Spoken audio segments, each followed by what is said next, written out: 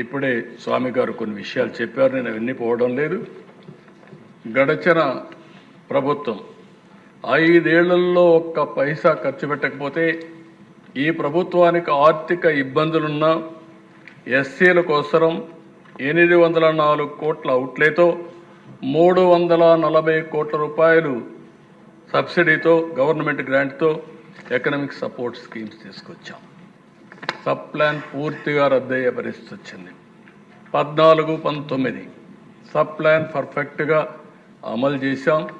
ఇందులో కూడా దిశ మీరు ఒకసారి చూస్తే అప్పట్లోనే ఎస్సీ సామాజిక వర్గానికి, మాల సామాజిక వర్గానికి, మాదిగ సామాజిక వర్గానికి జనాభా దామాషా ప్రకారం ఆర్థిక వనరులు కూడా అప్పుడే కేటాయించాం. ఈరోజు మళ్ళీ ఈ కార్యక్రమం వల్ల 22,000 మంది బెనిఫిట్ అయ్యే పరిస్థితి వచ్చారు. నేషనల్ ఏదైతే ఫైనాన్స్ డెవలప్మెంట్ కార్పొరేషన్ ఉందో అది కూడా ఒక్క పైసా తీసుకురాకుండా మన ఎస్సీ ఫైనాన్స్ కార్పొరేషన్ కూడా క్లోజ్ చేసే పరిస్థితి వచ్చారు. ఈరోజు వీళ్ళు బకాయిలు పెట్టి వెళ్ళిపోయారు.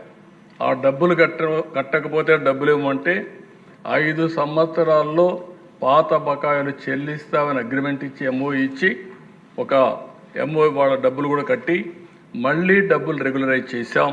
దీనివల్ల చాలా వరకు మళ్ళీ ఎస్సీలకు న్యాయం జరిగే పరిస్థితి వస్తుంది.